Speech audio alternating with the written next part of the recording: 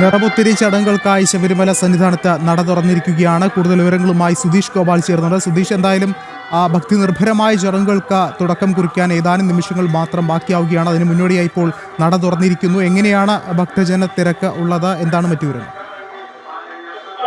വിഷ്ണു, ഭക്തജന തിരക്ക് സാധാരണ പ്രതീക്ഷിക്കുന്നതിലും വളരെ കുറവാണ്. കാരണം ശക്തമായ മഴയും അതോടൊപ്പം തന്നെ തിരുവിതാംകൂർ ദേവസ്വം ബോർഡിന്റെയും ദുരന്ത നിവാരണ അതോറിറ്റിയുടെയും മറ്റും ജാഗ്രതാ നിർദ്ദേശവും ഉണ്ടായിരുന്നു. പരമാവധി ശബരിമല ദർശനം ഈ ദിവസങ്ങളിൽ ഒഴിവാക്കണമെന്ന ഒരു നിർദ്ദേശമാണ് ഉണ്ടായത്. അതിന്റെ കൂടി അടിസ്ഥാനത്തിലാവണം ഭക്തരുടെ തിരക്ക് വളരെ കുറവാണ്. ഇന്ന് 5 മണിയോടെയാണ് ശബരിമല നട നിറപുത്തരി ചടങ്ങുകൾക്കായി തുറന്നത്.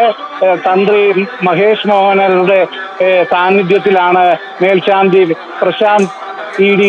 നട തുറന്നത്.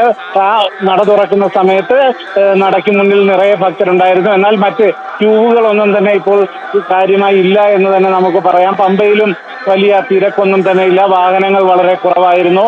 അത് പ്രധാനമായും ഈ മലയോര മേഖലയിലുള്ള യാത്രയ്ക്കും വലിയ നിയന്ത്രണങ്ങൾ ഏർപ്പെടുത്തിയിരുന്നു. അതോടൊപ്പം തന്നെ പമ്പയിൽ വലിയ ഒഴുക്കാണ് അനുഭവപ്പെടുന്നത്. അതുകൊണ്ട് തന്നെ ഇവിടേക്ക് എത്തുന്ന ഭക്തർക്ക് പമ്പയിൽ സ്നാനം ചെയ്യുന്നതിനും വിലക്ക് ഏർപ്പെടുത്തിയിട്ടുണ്ട്.